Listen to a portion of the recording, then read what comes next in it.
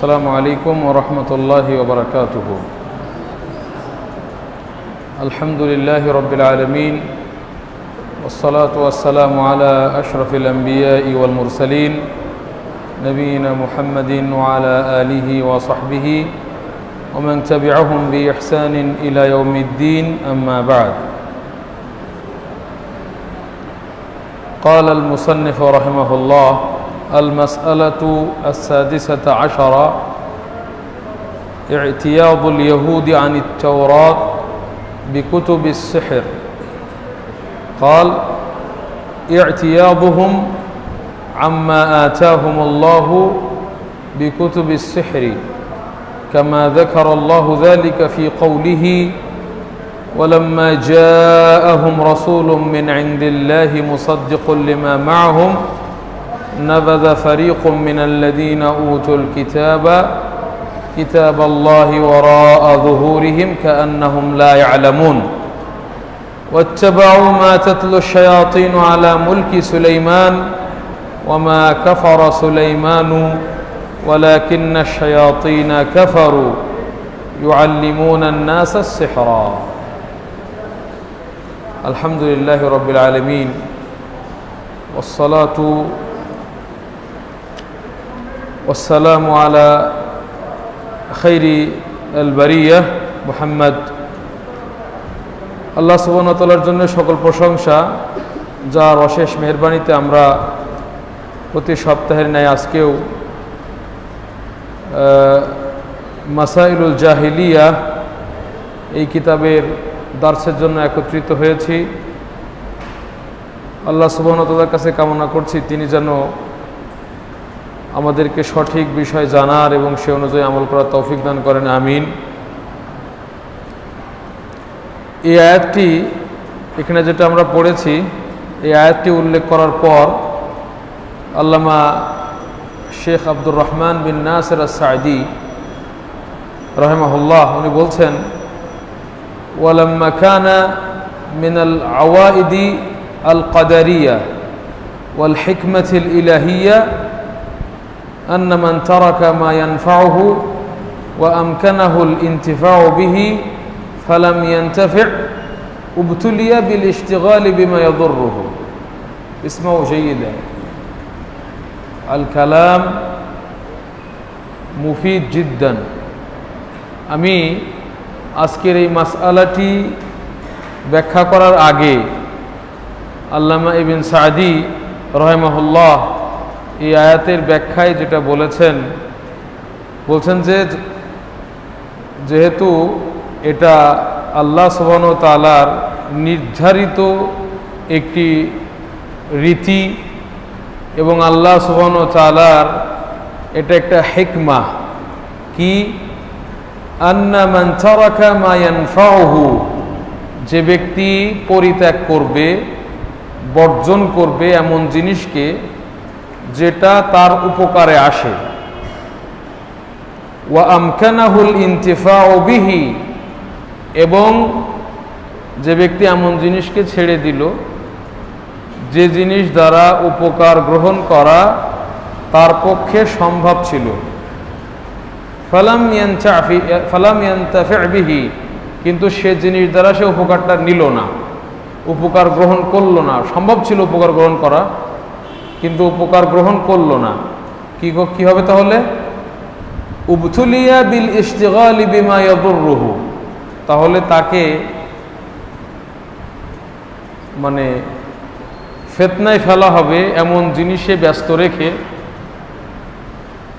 বিমা ইয়াদুররুহু, যে জিনিস তাকে ক্ষতি করবে, তার জন্য ক্ষতিকারক। কথাটা কি সব বুঝে আসছে?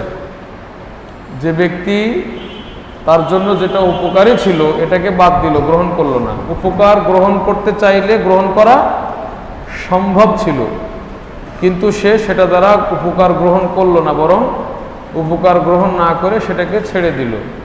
তাহলে তার উপরে কি মুসিবত আসবে? আল্লাহ তাকে বিপদে ফেলবেন। কিসের বিপদ? তাকে আল্লাহ ব্যস্ত রাখবেন এমন বিষয়ে যেটা ইয়াদুররুহু, যেটা তার কি করবে? ক্ষতি করবে। কথা একবারে স্পষ্ট। এই কথার ভিতরে কোনো অস্পষ্টতা নাই আশা করি। যেমন ফামান তারাকা ইবাদাতার রহমান, যে ব্যক্তি আল্লাহর ইবাদতকে বর্জন করবে।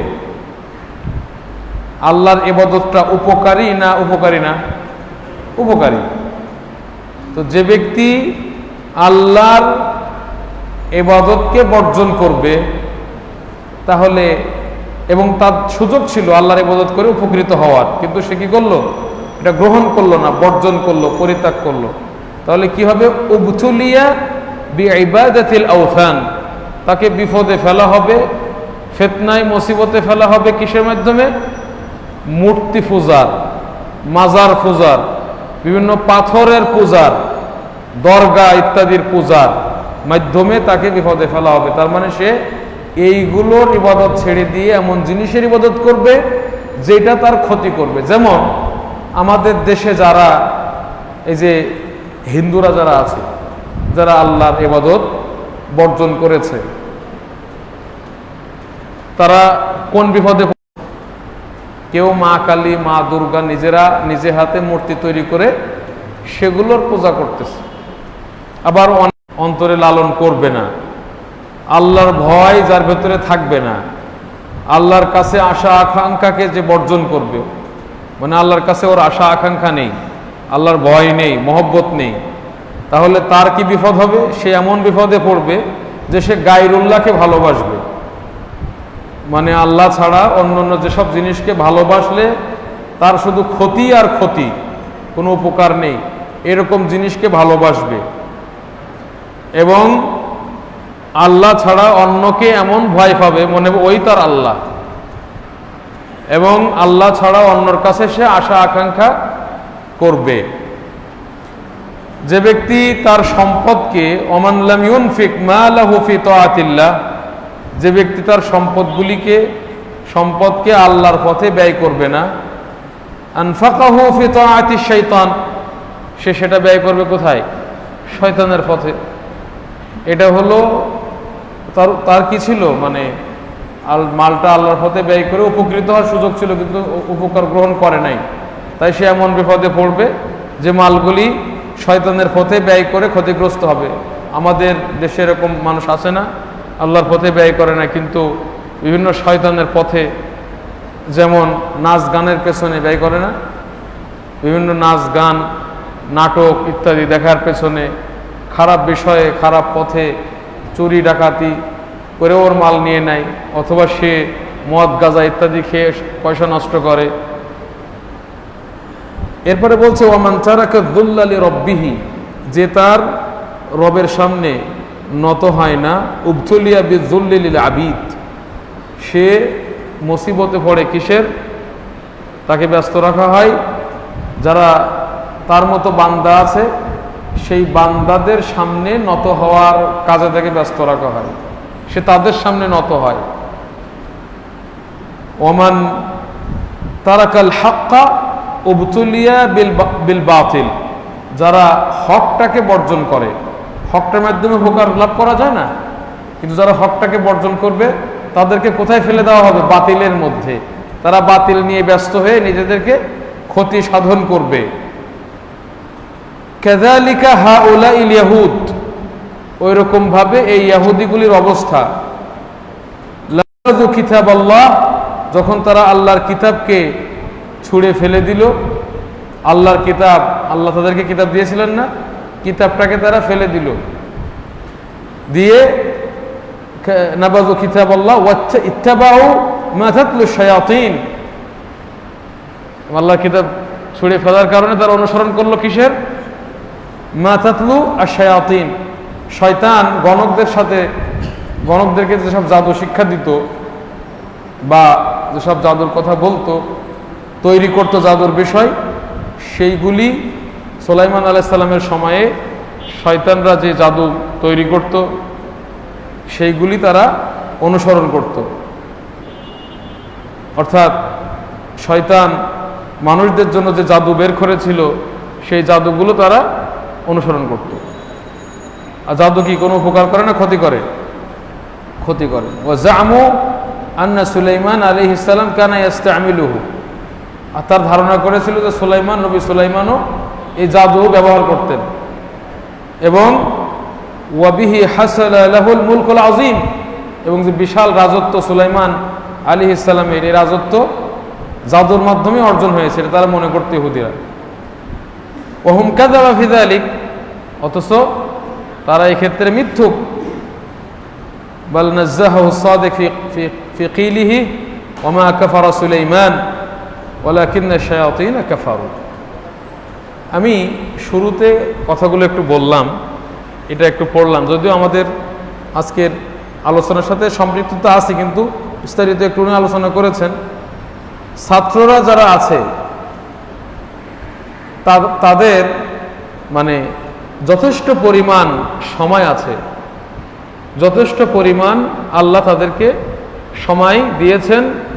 এই সময়টাকে যদি তারা কাজে লাগায় এবং এর মাধ্যমে উপকৃত হতে চায়, উপকৃত হওয়া সম্ভব না? সম্ভব না? সম্ভব। এমন কাজ করে, যেমন যথাযথভাবে বিদ্যা অর্জন করে, এলেম অর্জন করে, উস্তাদদের সাথে মোরাজা করে, যেসব বিষয়গুলি সমস্যা সেগুলো বুঝে বুঝে যদি সময়গুলোকে কাজে লাগায়, এরপরে আমলের মাধ্যমে বিভিন্ন আমল যেগুলি আছে, ছাত্ররা যদি এটাকে কাজে লাগাতে চায়, সম্ভব না অসম্ভব? এটা তাদের জন্য সম্ভব। কিন্তু এটা যদি কেউ না করে, এই সময়টাকে যদি মূল্যায়ন না করে, সময় কিন্তু বসে থাকবে না, তাকে এমন কাজে ফেলে দেওয়া হবে, ব্যস্ত রাখা হবে, সে এমন কাজে লিপ্ত হবে যেটা করলে তার কোনো লাভ হবে না, তার খালি ক্ষতি হবে। দেখা যাবে বন্ধুদের সাথে আড্ডা, গল্প গুজব, বা চুপে চুপে হয়তো মোবাইল টিপা, বা আরও কোনো কাজ, অনর্থক অযথা সময় নষ্ট করা, এমনি এমনি সময়গুলো নষ্ট হয়ে যাবে। এটা আল্লাহর একটা কি আওয়াইদ কাদারিয়া, মানে আল্লাহর পক্ষ থেকে নির্ধারিত এটা, এই রীতিটা, এটা একটা আদা কাদারিয়া, আল্লাহর পক্ষ থেকে নির্ধারিত। এটা উপকারী কাজে যদি আমরা ব্যস্ত না হয়, আমাদেরকে আল্লাহ অনুপকারী কাজে ব্যস্ত রাখবেন, এমনি সময়গুলো এমনি চলে যাবে। আজ উপকারের কাজে আমরা লাগিয়ে আল্লাহ আমাদেরকে তৌফিক দিবেন। তো এইটুক আমি একটু তাম্বি করলাম, ছাত্রদেরকে এই বিষয়টা মাথায় রাখা দরকার। এখন আমরা আসি আসল পড়াই, এবং আমরা ইনশাআল্লাহ আজকে খুবই অল্প সময়ে একটাই মাসালা পড়ব। এই মাসালাটি শাইখুল ইসলাম মুহাম্মদ ইবনে আব্দুল ওয়াহ্হাব তিনি এখানে উল্লেখ করেছেন।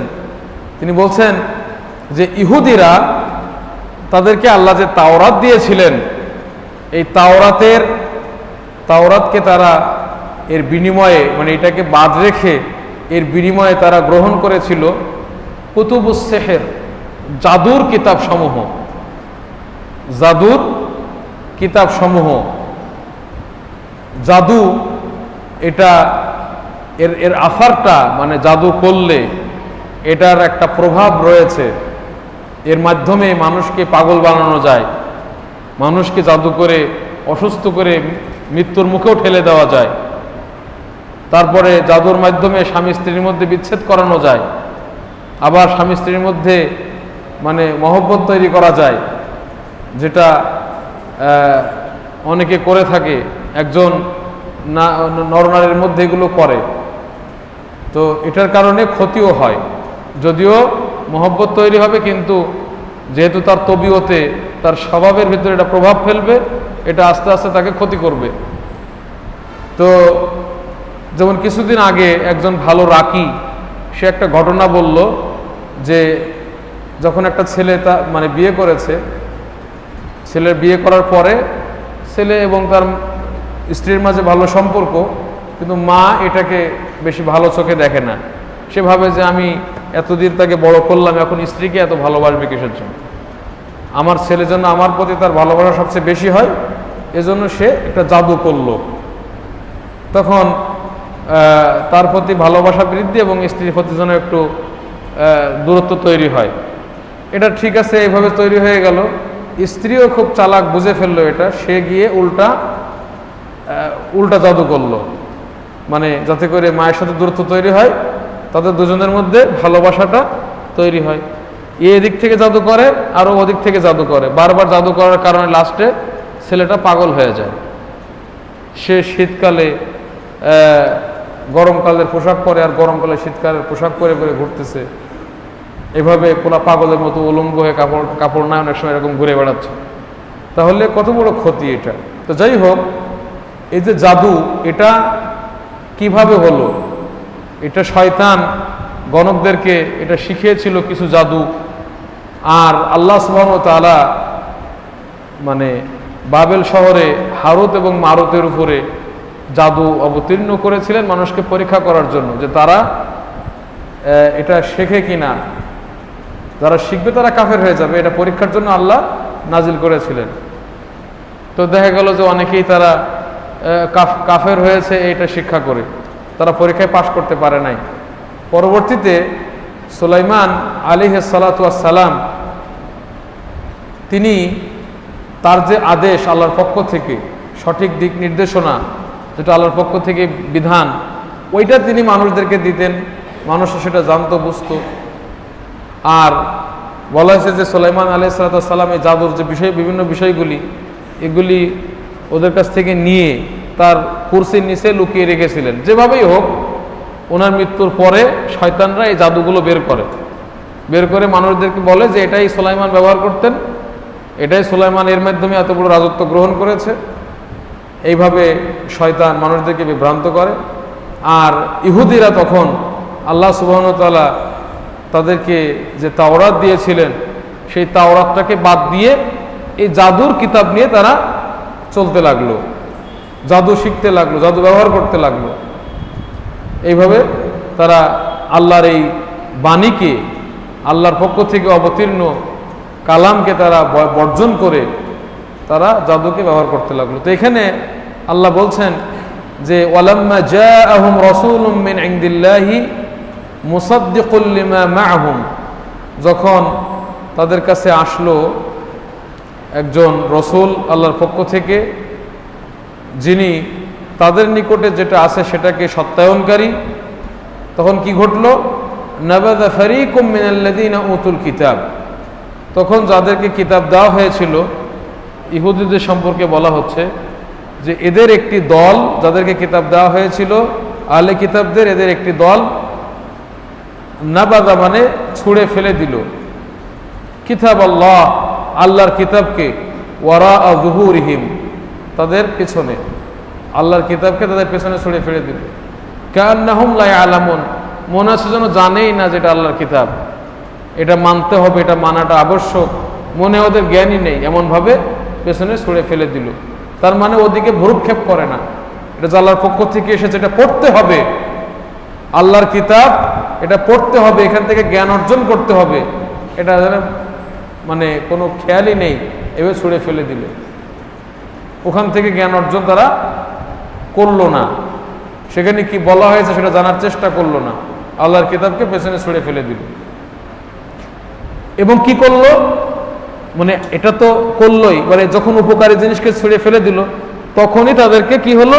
ওয়াত্তাবাউ মা তাতলু আশ-শায়াতিন আলা মুলকি সুলাইমান, এবং শয়তান যেটা জাদুকর মানে জাদুকরদেরকে যেটা শেখাতো, ওই শয়তান যেগুলি জাদুকরদের শেখাতো, গণকদেরকে শেখাতো জাদু, ওইগুলো তারা অনুসরণ করতে লাগলো। আলা মুলকি সুলাইমান মানে সুলাইমান আলাইহিস সালাতু ওয়াস সালামের সময়ে, তার রাজত্বকালে এই জাদু বিদ্যা গণকদেরকে, জাদুকরদেরকে শয়তান শেখাতো, সেটা তারা অনুসরণ করতে লাগলো।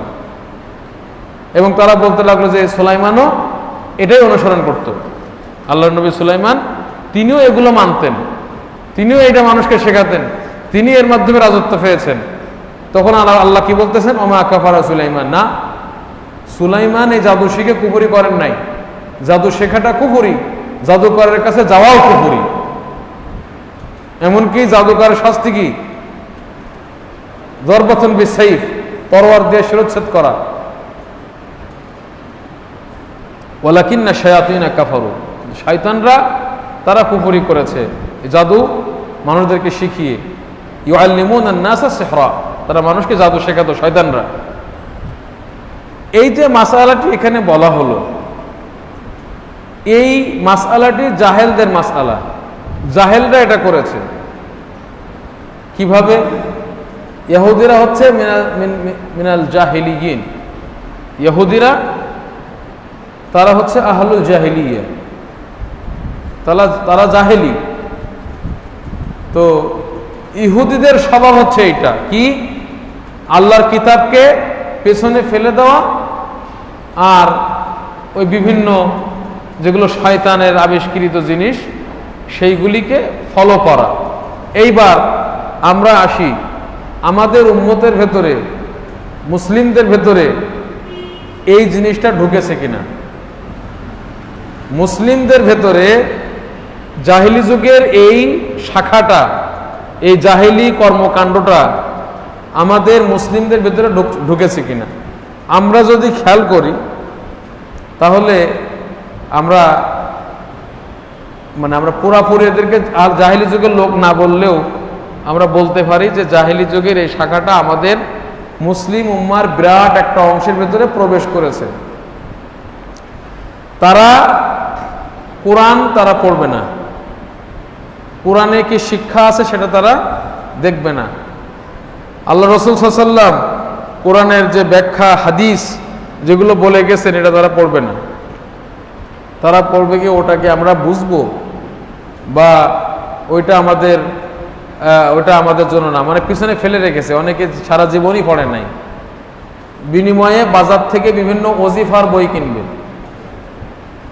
বিভিন্ন ওজিফার বই যেখানে নানান রকম মিথ্যা কল্পকাহিনী দিয়ে ভরা। কোরআন এবং হাদিসে আমি একটু বলি, কোরআনের এই যে কোরআনটা আমাদের এখানে আছে সৌদি থেকে যে ছাপা হয়, ঠিক ওই রকম মানে ওই রকম পুরু, ওই রকম মোটা একটা বই একদল মদিনাতে নিয়ে ঘুরতো। তো আমরা অনেকবার সেই বইগুলো তাদের কাছ থেকে নিয়ে নিতাম। এরকম একটা বইয়ের নাম হচ্ছে দালাইলু আল খায়রাত, দালাইলুল খায়রাত। সেটাতে কি আছে? সেটাতে এমন কিছু লেখা আছে যেগুলো কোরআন হাদিসে নাই। তারা কোরআন হাদিস পড়া বাদ দিয়ে ওই হজের সফরে গিয়ে পুরা সময়টা ওটাই পড়তো। তাদের কাছ থেকে কেড়ে নিলে তাদের অনেক দুঃখ লাগতো, তারা দিতে চাইতো না, মনে হয় যে অনেক কিছু তার ক্ষতি হয়ে গেল। তো এই যে বিষয়টা, এই উম্মতের মধ্যে একদল তারা এই নিজেরা ওজিফা বানিয়ে, যেমন আল্লাহর কিতাবটা বাদ দিয়ে তার বিনিময়ে এইটা গ্রহণ করেছে। ইন্না লিল্লাহি ওয়া ইন্না ইলাইহি রাজিউন। এই উম্মতের ভিতরে এই জাহিলিয়াতটা ঢুকে গেছে। আপনি কোরআন এবং হাদিস ওদেরকে বুঝাতে যাবেন, ওরা ওটা বুঝবে না। কিন্তু বিভিন্ন সুফিদের লেখা কিতাব, যেখানে আল্লাহর কাছ থেকে রূহ ছিনিয়ে নেওয়ার কথাও লেখা থাকে, যেখানে শিরিক এবং কুফরি কথায় ভরা, এরকম বই তারা গ্রহণ করেছে। কি নাই আমাদের ভেতরে? আছে না নাই? সুফিদের বিভিন্ন কিতাব, এমন এমন কিতাব, সুফিরা যারা পীরতন্ত্রে বিশ্বাসী, তারা এমন এমন ইবাদত এবং এমন এমন আজগবি আকীদা বিশ্বাস তারা কিতাবের ভেতরে লিখে রাখছে। এক শ্রেণীর মানুষ তারা কোরআন এবং হাদিসের আমল বাদ দিয়ে তাজকিয়াতুন নাফস, কিসের মাধ্যমে হবে? আমাদের আত্মা শুদ্ধি, আত্মার শুদ্ধিটা কিসের মাধ্যমে অর্জন হবে?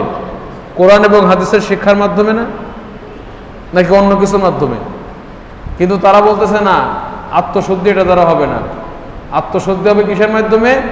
পীরেরা যে বিভিন্ন তরিকা বানায় গেছে, সুফিরা যে সমস্ত বই লিখে গেছে, ওইগুলির মাধ্যমে কি হবে? আত্মশুদ্ধি হবে। অনেক সময় আত্মশুদ্ধি করতে গিয়ে দেখা যায় তাকে জঙ্গলে ফাটাই দিছে, চুল দাড়ি রেখে অনেক করে ঘুরে বেড়াচ্ছে, গোসলও করে না ঠিক মতো। আত্মশুদ্ধির জন্য শরীরটাই এর গন্ধ আসতেছে শরীর থেকে, পাগল হয়ে গেছে, সে পাগলের মতো ঘুরে বেড়াচ্ছে। তাহলে আল্লাহর কিতাব, এটা জাহিলি যুগের লোকদের স্বভাব। আল্লাহর কিতাব এরা হাত দেয় না, ওইটারে পিছনে ফেলে এই যে বিভিন্ন তরিকার বই আছে, এখন আমি নাম কি বলবো, একটা বই সম্পর্কে দেখি মাঝে মধ্যে কথা ওঠে ভেদে মারেফত, এটা আমি অবশ্য দেখি নাই। এটা নিয়েই দেখা গেল কোরআন হাদিস না পড়লেও এটা খুব ভালো বোঝে, বেহেশতি জেওর এগুলো খুব বুঝে আসে অনেকের। কোরআন হাদিস না পড়ে এগুলো পেছনে ফেলে রেখে ওইগুলো মজা লাগে। তারপরে কোরআনে স্পষ্টভাবে আল্লাহর পরিচয় দেওয়া হয়েছে, দেওয়া হয় নাই? আল্লাহ নিজের সম্পর্কে অত্যন্ত সুন্দরভাবে, নিজের নাম সম্পর্কে, নিজের গুণাবলী বৈশিষ্ট্য এগুলো আল্লাহ অত্যন্ত সুন্দরভাবে তিনি বর্ণনা করেছেন। এবং নবী মুহাম্মদুর রাসূলুল্লাহ সাল্লাল্লাহু আলাইহি ওয়াসাল্লাম তিনিও বহু হাদিসে আল্লাহর সম্পর্কে পরিচয় তুলে ধরেছেন, নাকি ধরেন নাই? সেগুলি তাদেরকে দিলে পেছনে ছুঁড়ে ফেলে দিবে। তারা বলবে যে এগুলো বোঝা যাবে না। কোত্থেকে বোঝা যাবে? কোথায় কোন জাহমিয়ারা বই লিখে গেছে, কোথায় কোন আশারীদের, কোথায় কই মাতুরিদি ব্যাখ্যা করে থয়ে গেছে, তারপরে মুতাজিলা। আশ্চর্য লাগে, মানে যেখানে আল্লাহ নিজের সম্পর্কে বলতেছেন যে তিনি আলিম, তিনি হচ্ছেন কি আলিম, মানে জ্ঞানী। একদল বলতেছে যে না, আল্লাহকে আলিম বলা যাবে না, কি বলতে হবে? যে শুধু আল্লাহ, তার কোনো জ্ঞান নেই। এরকম একজন বারবার বলতো যে আল্লাহর এলেম নেই, আলিমুন বিলা ইলমিন। তখন তাকে বলা হলো, তাহলে তুমি আল্লাহকে জাহেল বলো, আল্লাহ যদি এলেম না থাকে তো জাহেল বলো। তখন তাও বলতেছে না। তো সে মানে এরকম হলো অবস্থা। আল্লাহর সিফাতগুলিকে তারা অস্বীকার করে বিভিন্ন, এবং এগুলো যে অস্বীকার করছে কোরআনে আল্লাহর সম্পর্কে, যে আল্লাহর হাত আছে, আল্লাহর আকৃতি আছে, আল্লাহর চেহারা আছে, এগুলি স্পষ্ট আমরা সবাই বুঝি। আল্লাহ 7 আসমানের উপরে, আরশের উপরে। আল্লাহ রাসূলের স্ত্রীও বলেছেন যে তোমাদের পরিবার, মানে জয়নাব, আল্লাহ রাসূল সাল্লাল্লাহু আলাইহি ওয়াসাল্লামের স্ত্রী জয়নাব রাদিয়াল্লাহু আনহা, উনি অন্যান্য স্ত্রীদের সাথে গর্ব করে বলতেন যে তোমাদের তো বিয়ে দিয়েছে তোমাদের পরিবার আল্লাহ রাসূলের সাথে, কিন্তু আল্লাহ আমাকে বিয়ে দিয়েছেন রাসূলের সাথে 7 আসমানের উপর থেকে। নবী সাল্লাল্লাহু আলাইহি ওয়াসাল্লামের স্ত্রীর আকীদা এটা। এমনকি নবীও প্রশ্ন করেছেন দাসীকে যে আল্লাহ কোথায় আছেন? দাসী উত্তর দিয়েছে যে আল্লাহ উপরে আছেন, আকাশের উপরে। তারা বলতেছে এগুলো করা যাবে না, আল্লাহ সম্পর্কে প্রশ্ন করা যাবে না, আল্লাহ উপরে নাই। এই বিষয়গুলো প্রমাণ করার জন্য, আল্লাহর হাত নাই এটা প্রমাণ করার জন্য এই সমস্ত আহলে কালাম, যারা গ্রিক দর্শনের মাধ্যমে প্রভাবিত ছিল, আহলে কালাম, তারা হাজার হাজার পৃষ্ঠা লিখে থয়ে গেছে। লেখছে না? লেখে নাই, লিখে থয়ে গেছে। একদল আমাদের ভেতরে আছে, নিজেদেরকে আলেম দাবি করে, কোরআনের এই আয়াতগুলিকে তারা পিছনে ছুঁড়ে ফেলে দেয়, রসুলের এই হাদিসগুলিকে পিছনে ছুঁড়ে ফেলে দেয়, দিয়ে ওই গ্রিক যুক্তি, ওই দার্শনিকদের যুক্তি, আহলে কালামের যুক্তি, ওইগুলো নিয়ে রাত দিন 24 ঘন্টা ব্যস্ত। যেমন ইহুদিরা ওটা ওই জাদুর কিতাব নিয়ে খুব খুশি ছিল। ইহুদিরা কি, ওদেরকে আপনারা কি মনে করতেছেন? তাদের কি আল্লাহ কিতাব দেয় নাই? আল্লাহ কি ইহুদিদেরকে কিতাব দেয় নাই? তারা তো আহলে কিতাব, তাদেরকে তাও আমাদের দেওয়া হয়েছে কোরআন, তাদের কি দেওয়া হয়েছিল? তাওরাত। তাওরাতটা পেয়েও তারা পিছনে রেখে জাদুর পিছনে ছুটলো। এই উম্মতের ভেতরে একটা মারাত্মক সমস্যা। আজকে বস্তা পচা বিদ্যা গ্রিক দর্শন থেকে এসেছে, ওই দার্শনিকদের থেকে এসেছে। আল্লাহ উপরে নাই এইটাকে প্রমাণ করার জন্য, শুধু এইটা না, আল্লাহর সিফাতগুলিকে, আল্লাহর গুণগুলিকে, আল্লাহর গুণ এগুলোকে অস্বীকার করার জন্য হাজার হাজার লাখ লাখ পৃষ্ঠা তারা লিখেছে। অথচ আল্লাহর কোরআনে স্পষ্টভাবে আছে যে আল্লাহর চেহারা আছে, আল্লাহর হাত আছে, কিন্তু কেমন আমরা এটা বলতে পারবো না, কারণ লাইসা কামিসলিহি শাই, আল্লাহর মতো কিছুই নেই, কিন্তু তার হাত তার মতো আছে। এটা সহজ, এটা বুঝতে কোনো কষ্ট হয়? সমস্ত মাখলুক আল্লাহ সুবহানাহু ওয়া তাআলা সৃষ্টি করেছেন, আল্লাহ সুবহানাহু ওয়া তাআলা আরশের উপরে সমস্ত মাখলুকের উপরে আছেন, এটা বুঝতে কোনো কষ্ট হয়? এটা কোরআন হাদিসের কথা। এরা আল্লাহ নাই এটা প্রমাণ করার জন্য উপরে নাই, এটা প্রমাণ করার জন্য হাজার হাজার কিতাব, আর এগুলো তারা অনুসরণ করতেছে। ইমাম এজন্য যেমন এই ক্ষেত্রে আছে, ঠিক তেমনি ভাবে অনেক সুফি দরবেশরা বিভিন্ন ইবাদত যখন তৈরি করতে লাগলো, অনেক ইবাদত বন্দিগ ইত্যাদি নিজেরা তৈরি করতে লাগলো এবং আত্মশুদ্ধির জন্য বই রচনা করতে লাগলো, আমাদের আহলুস সুন্নাহর যারা ইমাম তারাও দেখলো এরা কি শুরু করছে, কোরআন হাদিস বাদ দিয়ে নিজেরা উল্টোপাল্টা লেখা শুরু করছে তাজকিয়াতুন নাফসের জন্য। তখনই ইমাম আহমদ, আব্দুল্লাহ ইবনুল মুবারক তারা কিতাবুজ জুহুদ সম্পর্কে বই লিখলেন। লেখেন নাই? এগুলো বই কিন্তু আছে। কেন? ওদের বিপরীতে। তার মানে এই উম্মতের ভেতরে জাহেলিয়াতের এই শাখাটা প্রকট আকার ধারণ করেছে। কোরআন এবং হাদিসকে পেছনে ছুঁড়ে ফেলে দিয়ে ওই মানে বিভিন্ন মানে প্রতারকদের, মানে যেগুলো শয়তান মানুষদেরকে প্রতারিত করেছে বিভিন্নভাবে এবং সেগুলি লেখা আছে বিভিন্ন জায়গায়, ওগুলো নিয়ে ব্যস্ত হয়ে পড়েছে। তো এটা কিন্তু ঠিক না।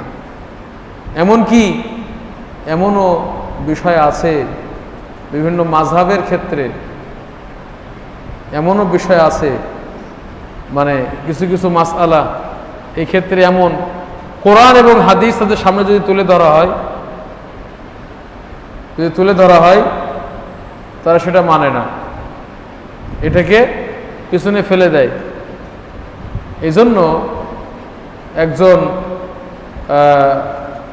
একজন বিদ্বান উনি বলছেন যে কিছু কিছু লোকের অবস্থা মাযহাবীদের ভেতরে এমন আছে, যদি আল্লাহর নবীও আসেন এসে বলেন যে তোমরা যেটা মানতেছো ইমামদের কথা এটা ঠিক না, দেখা যাবে নবীর কথাকে বাদ দিয়ে ওই ইমামেরটাই ধরে থাকবে। এরকম পরিস্থিতি হয়ে গেছে। কোরআন এবং হাদিসকে পিছনে ফেলে দিয়ে যা পাচ্ছে সামনে অন্য কিছুকে গ্রহণ করে বসে আছে। এই বিষয়টিকে বোঝানোর এই জাহেলি যুগের এই মাসালাটা এখানে উল্লেখ করেছেন। আর এটা আজকে আমাদের সমাজে প্রকট আকার ধারণ। বিজ্ঞানে কি বলছে সেগুলি নিয়ে তারা ব্যস্ত, এটাতে সন্তুষ্ট থাকে না, এটা কিন্তু ঠিক নয়। এটাও আস্তে আস্তে কিন্তু এই জাহেলিয়াতটা আমাদের মধ্যে প্রবেশ করবে। কোথায় কোন যুক্তিতে কি আছে, বিজ্ঞানের কোনো ঠিক নেই।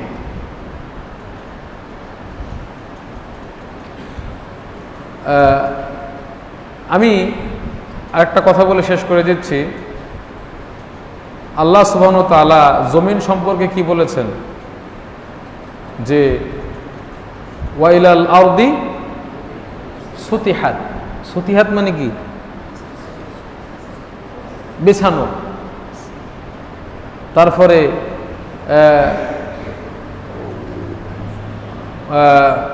আল্লাহ সুবহানাহু ওয়া তাআলা এই জমিনকে ফেরাশা মানে বিছিয়ে দিয়েছেন, তাই না? হ্যাঁ, ফানি'মাল মাহিদুন, আল্লাহ একবারে বিছিয়ে দিয়েছেন জমিনকে। এখান থেকে প্রমাণ হয় কি জমিনটা বিছানো, বিছানা যেমন বিছানো ওরকম বিছানো। এবং ওয়াল আরদা দাহাহা আছে না? এই আয়াতের ব্যাখ্যা আমরা যদি খুঁজি বিভিন্ন লুগাতে তাফসীরের কিতাবের অর্থ কি মাদ্দাহা মানে কি? প্রসারিত করেছেন জমিনকে। এটা হলো কোরআনের শিক্ষা। কিন্তু বিজ্ঞান কি বলল যে এটা হলো গোলাকার। এখন আমরা এটারে বাদ দিয়ে এরা দেখছে কেমনে, এরা যেগুলো ওই যে বিভিন্ন চ্যানেলে প্রচার করে না, এগুলো জাস্ট নিজেরা কম্পিউটারে তৈরি করছে। যে এটা হলো সূর্য এই যে ঘুরতেছে, এইখানে হলো নক্ষত্র এই যে ঘুরতেছে। এরা পাইলো কেমনে এগুলো? এই যে তথ্য কোরআনে যেটা দেওয়া আছে জমিন কি বিছানো, আল্লাহ সুবহানাহু ওয়া তাআলা এবারে বিছিয়ে রেখেছেন। কিসের বিজ্ঞানের বস্তা ফসা জ্ঞান নিয়ে এটারে আমরা সন্তুষ্ট হতে পারতেছি না। এই জন্য এই যে অনেক সময় বলে যে আজকে একজন ভালো মাফের একটা কড়া জবাব আমি দেখেছি আজকে একজনের আলোচনায়, যে আল্লাহ মানে জমিনের সম্পর্কে বলছে যে কিফাতা মানে যেটা উঁচু নিচু হয়ে দ্রুত ছোটে, এরকমভাবে। পাখির ক্ষেত্রে এটা বলা হয়েছে কাফাতিল ফুরুস, মানে ঘোড়া যখন ছোটে এরকম উঁচু নিচু ছুটতে থাকে। তার মানে কোরআনের মাধ্যমে এটা প্রমাণ হয় না এই যে তারা যে বলে একবার সূর্য ঘোরে একবার পৃথিবী ঘুরতেছে এরকম করে, এরকম না, বরং সউদ এবং হুবুত, সউদ এবং হুবুত এইভাবে হয়। জমিনের হারাকাটা এভাবে হয়, সউদ এবং হুবুত। এটা যে বলে ঘোরে, এই জন্য আমাদের কাছে কথা হলো কোরআন এবং হাদিসকে পিছনে ফেলে আমাদের কিন্তু ওই সমস্ত দর্শন, যুক্তিবিদ্যা, কালাম শাস্ত্রদের বিভিন্ন তর্কের কোনো দরকার আছে? এসব যুক্তির কোনো দরকার আছে স্পষ্ট কোরআন থাকতে? আচ্ছা, কোরআনটা যখন নাজিল হয় তখন কি ওই আরবের লোকগুলি লিখতে জানতো? আল্লাহ নবী উম্মি ছিলেন না? তিনি নিজেও লিখতে জানতেন না, নিজে পড়তেও জানতেন না। তো কোরআন বোঝার জন্য এত মানতাকের তো দরকার নেই, এত ফালসাফা দর্শনের দরকার নেই, এত বিজ্ঞানের দরকার নেই। এই জন্য অনেকে আছে যারা বেশি বিজ্ঞান দিয়ে কোরআন বুঝতে যায়, এরা ঝামেলাটা তৈরি করে দেয়, এটা সমস্যাটা তৈরি করে দেয়। এক কথা, আমরা যেন জাহেলদের মতো না হয়ে যায়, ওই ইহুদিদের মতো না হয়ে যায় যারা নিজেদের তাওরাতকে পিছনে ফেলে বিভিন্ন জাদুর কিতাব নিয়ে ব্যস্ত হয়ে গিয়েছিল। আমাদের অবস্থাটা যেন এমন জাহেলদের মতো না হয়। আমরা কোরআন হাদিসকে ছুঁড়ে ফেলে দিয়ে বাজারের বিভিন্ন দরবেশের বই কিনে, সুফিদের বই কিনে, আহলে কালামের বই কিনে, গ্রিক দর্শন কিনে, ইত্যাদি কিনে যেন আমরা ওগুলো নিয়ে ব্যস্ত না হয়ে পড়ি। যাদের সুযোগ রয়েছে, প্রত্যেকের সুযোগ আছে কোরআন শেখার, হাদিস শেখার। এই সুযোগকে যারা কাজে লাগাবে না, আল্লাহ ওদের ওই কাজে ব্যস্ত রাখবেন এবং তারা পরকালের মাধ্যমে কি হবে? ক্ষতিগ্রস্ত হবে। অতএব আমাদের কথা শেষ।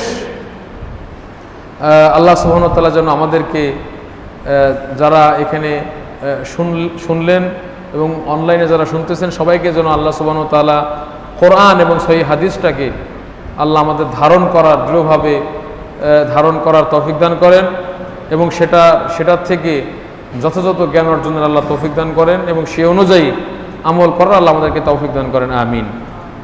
আসসালামু আলাইকুম ওয়া রাহমাতুল্লাহি ওয়া বারাকাতুহু।